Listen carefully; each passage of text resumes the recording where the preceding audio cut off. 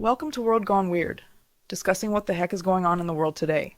So, another week, another dumpster fire, am I right? Anyone else feel like they're just watching the world unravel like a cheap sweater?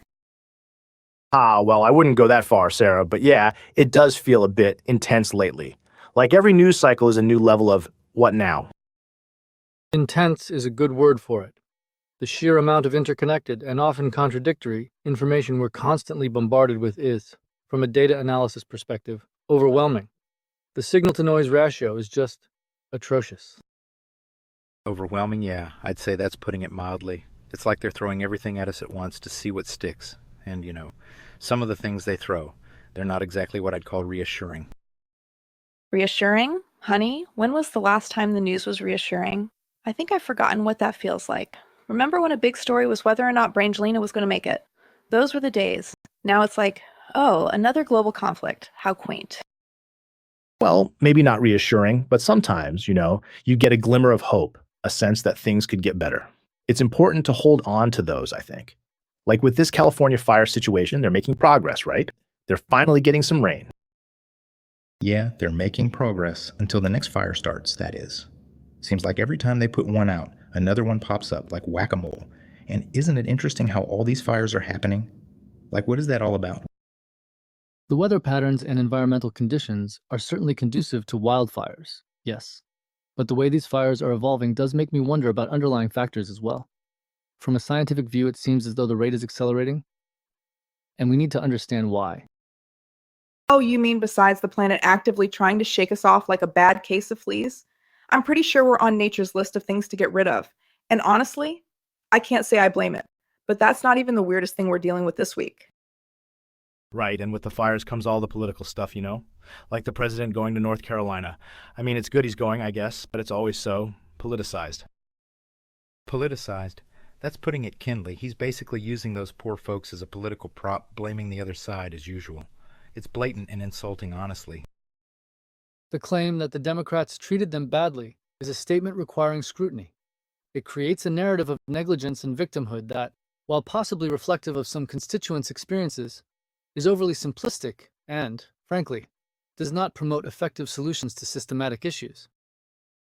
Oh, please. They're all playing their games. It's like a really depressing episode of House of Cards, but instead of cool plot twists, it's just more misery. But hey, at least we have Trump mandating the release of those assassination records, right? Like that's going to fix things. I'm sure that's going to go smoothly. Well, I think it's a good thing to release those records. Transparency is important, even if it's, decades late. Maybe it'll finally put some of these conspiracy theories to rest, though maybe that's wishful thinking. Transparency? Or a distraction? I mean, the timing is awfully convenient, isn't it? Like, what is he trying to bury with this? And honestly, who knows what they'll find, or what they'll claim they found? There's too much speculation and not enough real information anymore. The executive order itself does raise some significant questions, primarily around the potential for these releases to be used for political leverage. The timing is notable, coinciding with other narratives, and the evaluation of public interest versus national security is subjective at best, which means that these documents need to be carefully vetted from a scientific viewpoint for authenticity. Oh, you think they're going to release the real documents? I'm pretty sure whatever they show us will be about as truthful as a politician's campaign promises. But you know what is actually concerning? This hacking campaign against climate activists. Like, what is that even about? That's actually scary. Yeah, that's the thing that really got me this week. The idea that a big oil company might have hired someone to hack and undermine these activists. It's so wrong.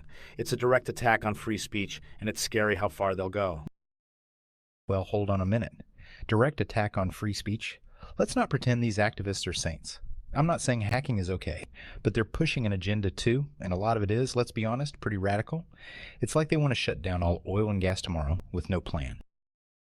The methods employed, regardless of the perceived motivations of the activists, are concerning from a legal and ethical point of view. The assertion of a hacking-for-hire operation targeting civil advocacy is deeply troubling, highlighting the extent to which digital communications are now vulnerable and, if these claims are verified, how this undermines the public's ability to participate in democratic processes, and the fact that there are no names mentioned. Just one of the world's largest oil and gas companies is incredibly vague and unscientific. How are we to know who and why? Okay, so yeah, maybe the activists aren't perfect, nobody is, but seriously, hacking, leaking private emails, It's so James Bond, but evil James Bond. It makes you wonder what other bad guys are out there just waiting to get their grubby hands on our data. Exactly, and it just reinforces the idea that, powerful corporations are willing to go to any lengths to protect their interests, even if it means undermining the voices of people who are trying to make the world a better place. It's a fundamental attack on democracy, I think. Democracy? Please. The whole system is rigged from the start. These corporations, these activists, they're all playing the game, and the rest of us are just pawns. And I still don't get how this DCI group is tied to all of this. Like, a lot of this just doesn't add up and leaves way too many questions. The reported connection between DCI, ExxonMobil, and the hacking campaign is a prime example of a situation requiring rigorous investigative methods to assess veracity. It would require analysis of financial records, communication logs, and other verifiable data to build a strong, fact-based correlation between these entities. From a data perspective, proving a causal link between these actions is incredibly difficult, especially when you have so many denials happening, and the investigation is taking place in another country. Oh, so it's complicated, huh? Because nothing in this crazy world is ever easy. It's always some shadowy organization, some hidden agenda, and now we're talking about hackers. Like, can we just have one week where the biggest problem is figuring out what to have for dinner? I know, it's just disheartening. You want to believe that people in positions of power, especially, corporations and politicians, are acting in good faith, but then you see this kind of stuff, and it just makes you feel like it's impossible to trust anyone. Trust? Don't be naive. Nobody in power is to be trusted. And that includes Musk and his new advisory board that are going to fix all of the problems with our government. Now that's something to be skeptical about. The data surrounding public opinion on the Government Efficiency Board is, to use a technical term, all over the place. There's a significant lack of consensus on the validity of Musk's involvement, and that's understandable, given his own, let's say, eccentricities. The notion of relying on billionaires for guidance raises significant concerns about potential conflicts of interest, data bias, and accountability, given their own vested interests. It raises a very important question about how we can truly measure efficiency in such a vast and complex system. Oh, Musk and Trump, the dynamic duo of what could possibly go wrong. I'm sure that advisory board is going to be about as efficient as a three-legged dog in a marathon. And those job cuts they're talking about, that's going to go over well, I'm sure. Yeah, the job cuts and the moving agencies out of DC, it's all very unsettling. It's like they're just trying to disrupt everything without really thinking about the consequences. It's like they want to fix the system by tearing it all down without knowing how to rebuild it. Well, maybe tearing it down is exactly what needs to happen. Maybe the system is so corrupt and bloated that only complete demolition and rebuilding will fix it. But I agree, there needs to be a plan other than just cut jobs and move them around. But maybe we should be moving away from Washington, D.C. entirely anyway. The move of agencies away from DC has been discussed repeatedly, and this idea lacks scientific rigor. It appears to be more of an ideological maneuver rather than a carefully planned shift. This policy is presented as a remedy to the deep state narrative, without offering concrete, data-driven evidence to support this notion. The idea that civil servants are somehow an impediment to good government is not substantiated by data, and it often relies on oversimplified and biased perspectives. It requires the systematic data analysis of effectiveness at different locations to see if this would be an actual fix to the system. Oh, the deep state. That's like a boogeyman for grown-ups, isn't it? I swear if I hear one more person talking about it, I'm going to start wearing a tinfoil hat. But all this talk about hacking and political games and people in power behaving badly. It makes you want to just crawl under a rock and ignore it all. But we can't, can we? No, we can't. And I think it comes down to what we've been talking about before on the show, the interconnectedness of everything. What happens in one place or to one group of people, it ripples out and affects us all. And this hacking of climate activists is a perfect example. It's a digital attack, but it has real-world implications. And the fact that it was, allegedly, done by a huge company to silence voices advocating for positive change, that's deeply troubling. And there might be a connection to all this efficiency and distrust we are talking about. Interconnected, yeah, in a very messy way. And the thing about this hacking thing, it makes you wonder, what kind of a world are we creating, where corporations can just silence anyone who disagrees with them? It's like we're heading into some dystopian science fiction movie. That's the heart of the issue, isn't it? The unintended consequences of the digital age are manifesting in ways we couldn't have predicted. The metaverse, for instance, is supposed to connect people, but what if it ends up further isolating individuals, creating echo chambers where dissent is silenced? Or worse, creating new avenues for manipulation and exploitation. This is what worries me from a scientific perspective. that these technologies, these networks, are outpacing our understanding of their societal impacts. Yes, and I think that's a very real concern. We need to think about the kind of communities we're building online and also in the real world. If these digital spaces become just another place for conflict and division, then they're not really helping anyone. And I think with the hacking thing, there's a similar principle at play, right?